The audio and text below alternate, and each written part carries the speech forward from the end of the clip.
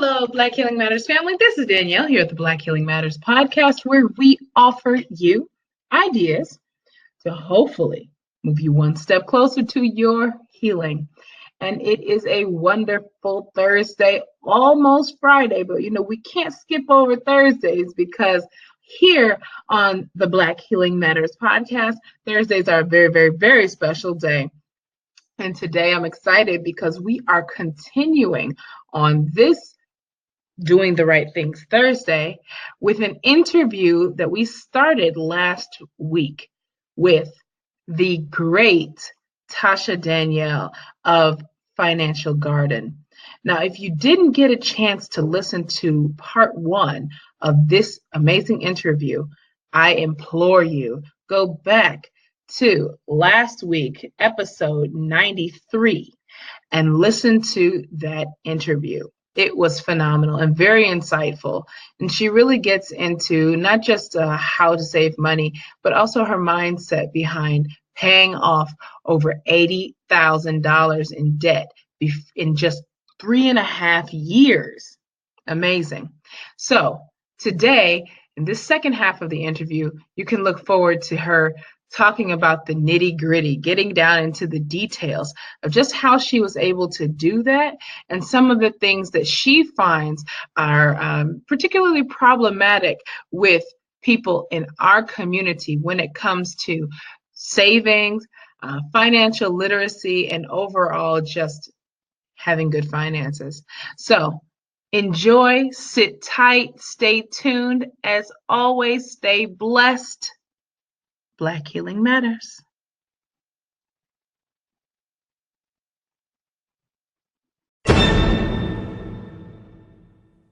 So there's all the financial gurus have so many different ways and say you should do this and do that. I kind of just took different pieces from different financial experts to make it my own. Can you explain that briefly? I know you just mentioned, you said a term, and I understand exactly what you're saying, but for the listeners, for Black Healing Matters family, can you explain what you mean by not leaving money on the table because you're, with your 401k? Can you explain what you mean by that? So usually, when you work, even not necessarily in a corporate environment setting, even when I worked at McDonald's, it was as a manager, there was 401k available. So basically you have to decide what you want to take out of your paycheck pre-tax, and that goes into an investment account, and that's money supposed to be sit there. The money in a 401k is supposed to sit there till you retire at age 62 or 65. And then a lot of employers will match that money. So if you, for example, you say you want to keep it simple, you want to invest $100 a paycheck, and the employer is like, we're going to match you 5% of that, every paycheck. That means you're going to put in your $100, and then they're going to match you the 5% of the $100 to go into this retirement account. Mm-hmm. And so to me, I didn't want to leave the money on the table, which would be, I'm giving my $100, but the $5, on the table. Hopefully I'm doing math right. Yeah, you're right. You're right. But I don't want to be like, CPA can't do simple math. The $5 on the table. So just an easy example of that's free money that I would be leaving behind by not, investing. So for me to say, I was doing investing because I was doing my 401k match up into the employer match. So at that time, my employer was matching, I think 100% up to the first 5%. So 5% of my income automatically was going in there. So I'll kind of backtrack into like what I actually did and, the budgeting aspect, if you want to go there a little bit more. Yeah. I mean, I always ask during these interviews, what are some tips that you think specifically Black people, this is the Black Healing Matters podcast. So right. What are some tips you think specifically Black people could benefit from in regards to their finances? And so maybe this would be a great tip. a lot of things. I would say first the mindset. Like, I mentioned before, like I had friends telling me you shouldn't do it this way, but yet we were all in debt and nobody had a real solution. So first thing is changing your mindset and getting around like-minded people. So through podcasts, you know, at that time, the only person I had in my corner was my grandma. You know, I would talk to her about it, but just being out with friends or whatever, and having people come over to my house and like, I'm not going out because I'm paying these bills. So podcasts. So I love and listen to podcasts such as Brown Ambition, you know, two financial experts that are giving tips on how to manage your money, and it's for, you know, brown and Black people to, you know, grow their financial toolbox. So another good podcast to listen to is Journey to Launch. Very hands-on, basic about, you know, credit tips, student loan forgiveness. They have, you know, she is a single host, gives great advice on that. His and Her Money for, you know, young Black couples out there that, you know, have money concerns and stuff. This is a Black couple that is sharing their pitfalls of finances from a couple perspective and giving tips to couples on how to manage and grow their money. So just those, first thing you should do is start listening and becoming familiar with financial terms. So you can become more confident. First thing people say is, I don't know anything about money, so they'll trust anyone who says they're a financial expert. You know, I don't really, I'm kind of like, what are your credentials to consider yourself a financial expert? I'm a certified public accountant. So I had to get so many hours of corporate accounting experience or personal accounting experience and study for a very hard exam to get that certification. But some people are saying they're financial experts and they just gave themselves that title. You know what I mean? So I'm just saying, like, you know, as you listen to podcasts, you will start to become familiar and more confident when you get to the point where you want to work with a financial advisor or a money coach, or, you know, you will know what to ask and what to look for because you're not completely blind. So first thing, money mindset. And before even creating a budget, what are your goals? So for me, I didn't have any real goals on like why I wanted to pay off this debt. I just knew that I did when I was 18. I knew I didn't want to have it carrying around with me forever. But, you know, growing up in the inner city, I didn't really have big imagination or big, you know, goals at that point in time. But I will say, after hearing Michelle Singletary speak, I also read Glenda Bridgeforth's book, Girl, Get Your Money Straight. And that was a holistic viewpoint of setting financial goals.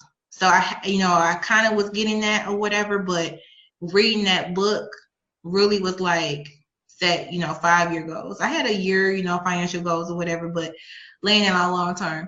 Because if you don't have any goals on why you want to do it, you're not gonna stick to a budget.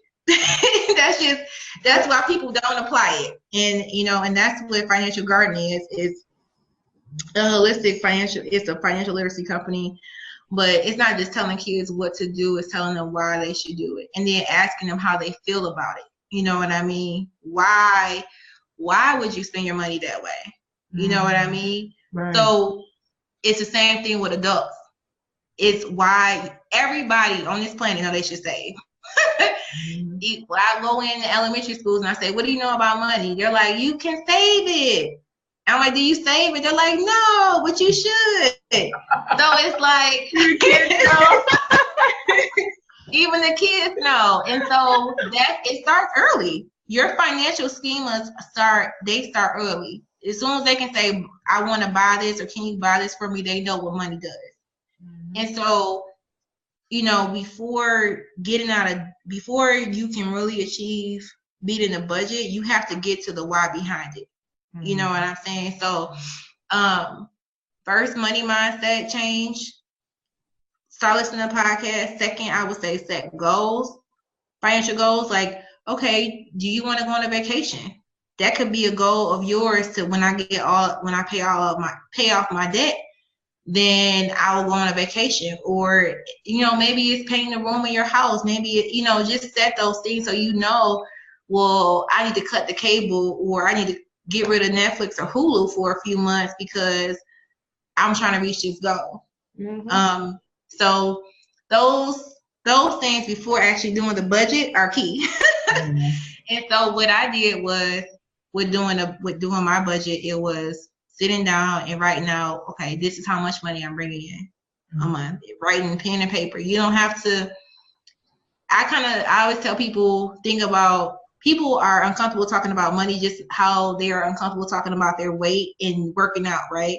Mm-hmm. But the first thing we do when we say we want to lose weight, we go out and buy new workout outfits, we buy the equipment, we buy the membership, and we getting closer to our goal. And it's the same thing with money. People be like, I went out and bought this money book, and I paid for this app, and I paid for this, and then you don't do anything with it. Mm-hmm. Start with pen and paper and sit down and do the hard, daunting task of write out how much money you have coming in. You know, a lot of people don't even realize how much they actually that's coming in their house. Yeah. So that's including your money from your employer, any side hustle that you have. If you're selling cookies or cupcakes, cutting hair, braiding hair, write all of that down. Yeah. And then next, write down all your expenses. And I mean, even down to if you go into Dunkin' Donuts or Tim Hortons for the $3 coffee, write everything down. Yeah. Then figure out what can you shave off, because I'm sure you're probably going to be at a deficit, and that's why you're in this rabbit hole of everything. You know what I mean? Everything that's coming out is an expense. Mm-hmm. So those are just the income and then expenses. Before we even get to the other categories in the budget, that's very basic, your hair, your nails, all of that. And be realistic about it. And then I say, okay, if I have $1,000 coming in let's say for $2,000 coming in a month, and I'm seeing that before I even get to save, before I do anything, I'm already at $2,100 coming out. That's the reality for a lot of people. They're already at a deficit. And you know why they don't know it? Because they swiping on the credit card. Mm-hmm. They're not realizing that there's a shortage, because in their expenses, they're making their minimum payment. You know what I mean? So right now, what's coming in, everything, and then expenses. And then you got to start figuring out what can you reduce and what can you cut. Right. That's what I did. So first thing I did, I was, like I said, I've always been good at budgeting. So I already had my spreadsheet because that's just my thing. So I knew what I had coming in, but what I cut out was going out. Mm-hmm. I made those reductions. I didn't have cable. Now cable is not that big of a deal, but I started getting serious about killing all the debt in 2012. At the end of 2012, I was like, okay, this is it. I was paying it, but it wasn't at the pace that I could have. I didn't think I could get it done in 3.5 years. When you start seeing how much money you need to get out of debt, you will find ways to make more money. And that's what I did. Yeah. So what do you want to cut? So I didn't live at home at this time when I started paying off my debt. I had my own apartment, but I found a cheap apartment. I found an apartment that was like $500 a month. Now, it was a nice apartment. How I found an apartment, putting my feet to the ground, driving around and seeing for rent signs and driving around neighborhoods that I would want to live in, and I looked up on something. I stayed there for 5 years, $500 a month for rent. I was paying my car down. I will say this too before I jump ahead. People will say if you have a lot of debt, you should list your debt with the highest interest rate and pay those off first. Because if you have debt, you more likely have credit cards and student loans.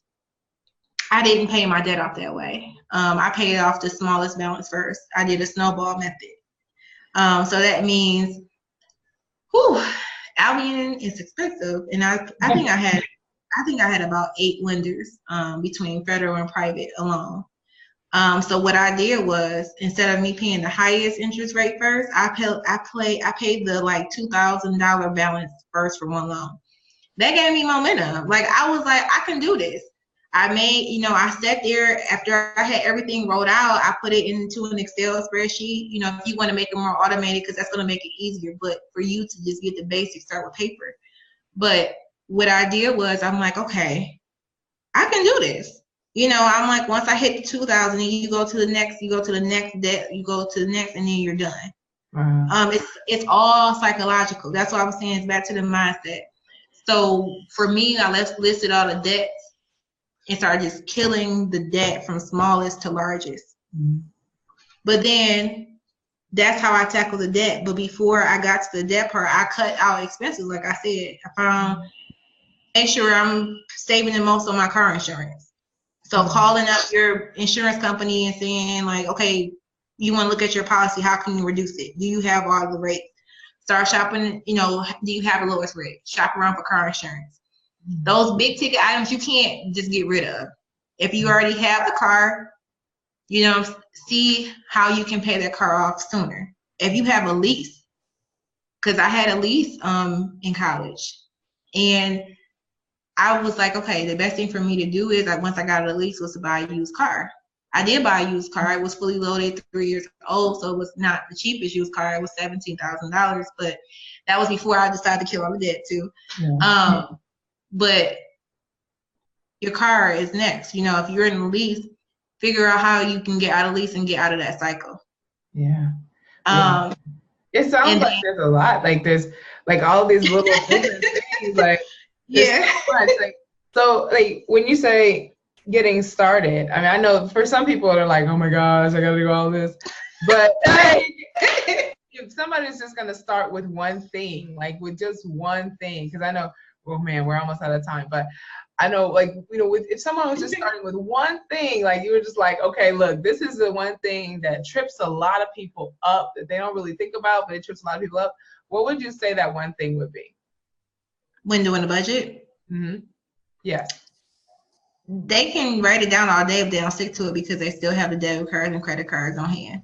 So that number one thing you can do is to cut up the credit cards or put them into place. Exactly, right? How nerve-wracking you got? Oh my God. Cut them up or notice I didn't say close the accounts. I didn't say close the accounts. I said, you know, cut them up. Put them, if you don't want to cut them up, be that dramatic, put them up in a drawer or whatever, you're not going to use them. Second, go cashless. That's what the major thing I did after writing out my budget is, I went cash. So I didn't use my debit cards anymore. I had envelopes, and I actually just found them like not too long ago. I had gas money for work envelope. I had food money envelope. And I didn't go buy anything fancy. I just had regular me envelopes that I wrote on there in a Sharpie marker, keeping it real cheap. Yeah. This is it. So once you write down, because I did, you know, I'm going all detail before you even, you know, decide. You probably gonna say, I'm not gonna cut anything out.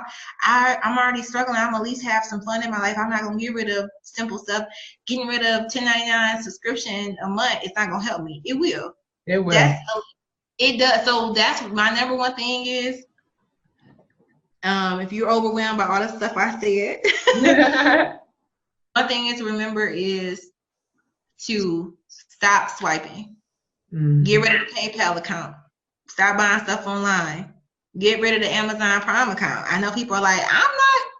Get rid of it all. You need to go back to the basics, because if you refuse to write down your stuff, which a lot of people like, I'm not spending that much. If you go cash and you say, this is $100 for groceries, you're going to start to realize that you were spending way more than you thought you were. And then once you have, it's something about psychological about passing out cash versus swiping your card, you're going to spend less. I'm speaking from experience. Yes. Because I agree. I've done this before. I actually did this. I mean, I don't think I shared this before, but I have actually done this before where I actually wrote down everything I spent. And I wrote that down shortly after I came to Korea, because I was trying to get out of debt and make sure that I never went back into debt. And I was actually trying to save money at that time. And just, you know, I was finding it difficult. And I realized, like you said, that I was out of control. And that, you know, all of these things that I was spending money on, the swiping and all these different, like I had no control over where I was spending. And so I wrote everything down. I had this little tiny notebook that I carried around with me. And I was writing down everything, like, okay, $1.50, get on the bus. Like, what, like, I was, oh, I got that extra, add-on for, whatever. Like, I was writing everything down. And you're right. Like, once I didn't cut up my cards. I'll be honest, I didn't do that, but I did write everything down, right? And then I would analyze my credit card statements at the end of the month.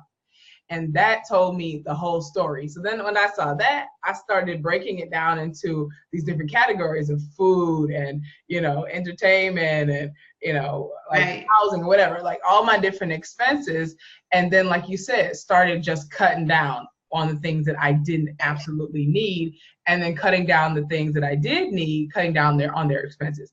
And so you're absolutely right. Like, I totally agree with that. Control and actually just awareness of how much you're actually spending, whether you do it by cutting up your cards and paying cash for everything, or you actually go through the process of writing every single thing down. I mean, and if you do this, you really have to be like, there is no expense too small, like you said. Like, that stick of gum, like I bought some icebreaker for $3 going on the list, And that sounds ridiculous. It sounds redundant, but like, I realized also, for me, just speaking from experience, that I was making a lot of emotional or kind of impulsive decisions, especially when things were on sale.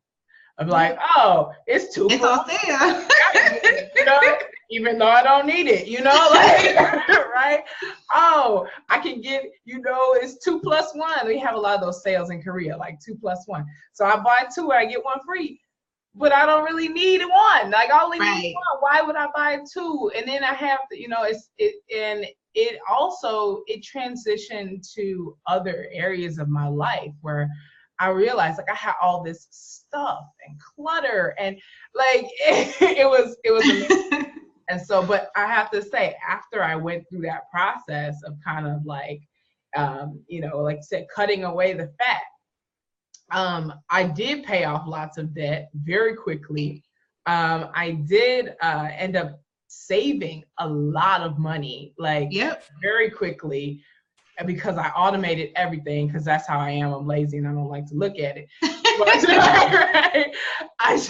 And to this day, I automate my savings. Everything is automated for me because I have this kind of routine. So what she's saying, Black Healing Matters family, this works. It only works, though, like she said, if you actually work it. Like, if you actually do it. And you know what?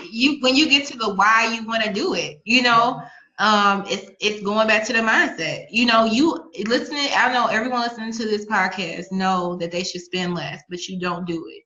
Mm-hmm. And there is an emotional reason why you're not spending less.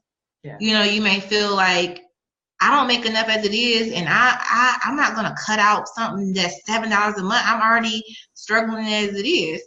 That's an emotion. Yeah. And that's what's preventing you from thinking that you can't achieve a goal. Yes. So it's just, I just want everyone, to know that you can do it. It's first changing your mindset. Start listening to different podcasts.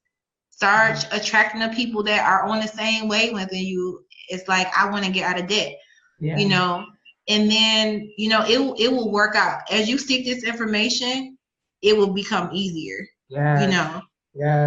So if you're looking for it, it's looking for you. That's how it goes. Right. Wow. Thank you so much, Tasha. This has been like it just made me, like, I keep like touching my eye, because I keep thinking about my journey of like, oh my gosh, yes. And it was fun. Like, it wasn't like, oh, woe is me.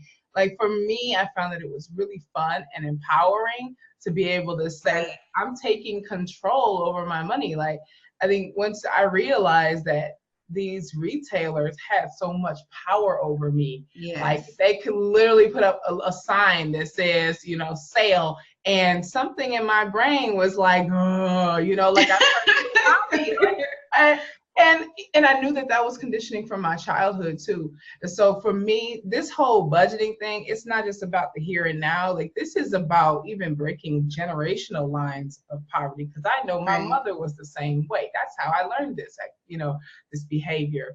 And you're right, it's all about the psychology. Wow, thank you so much, Tasha. I appreciate this so much. Like, you brought home some things that I know Black Healing Matters family, if you did not hear, if you were not fully present, you need to go back and listen to this, because I'm going to definitely listen to this interview again. Tasha, where can people reach you, learn more about Financial Garden? Like, as we wrap up here, how can they keep in contact with you? Okay, so first and foremost, I want to say, please visit my website. Parents, I founded this company to change the conversation between parents and their children. Mm-hmm. Don't feel like if you're not in your best financial situation, you can't help your kids. Because if you're not talking to them about it, chances are they don't know, and they are observing you. So that's how they're going to have their relationship with money. So check out my website. There's a free download for 10 fun ways to talk to your kids about money, financialgarden.net. I'm on Instagram as Financial Garden. I'm on Facebook as Financial Garden. So FinancialGarden is where you can find me. Had to do the spelling because it's not spelled, no acronyms, no shorten. It's actually how it sounds, Financial Garden. Okay. I will link it in the show notes too. Oh, one more thing too. Sorry. My book, Amina's Bracelet, is on Amazon. So if you go to Amazon and just search Amina's Bracelets, it's about a little girl starting her business, and it really teaches the math of starting a business as a kid, because that is a thing now. So just planting that seed of entrepreneurship is key too. Yes, especially in our communities.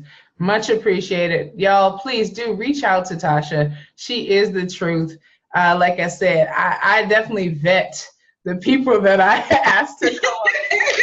I definitely know that they are walking their talk, and she's one of those people. So if you have any questions, or if you're, especially with your children, man, please reach out to Tasha, because she absolutely knows what she's doing. She's very dedicated to this. She's been doing it for years and going strong. So I appreciate you, Tasha, not just for, this interview, but for everything that you do in the community. How you show up is truly making a difference and changing lives.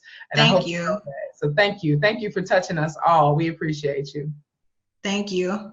All right. And on that note, Black Healing Matters family, I love you. Stay blessed. Stay tuned. Please don't forget to like. Don't forget to comment. Don't forget to share. Review as well. Send me call-ins or emails, blackhealingmatters@gmail.com.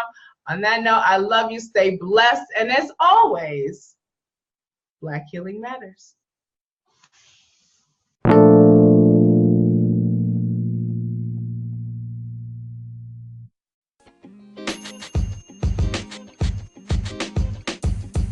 The podcast you just heard was recorded with Anchor. If you want to make your own, download the Android or iOS app completely free from anchor.fm/podcast. That's anchor.fm/podcast.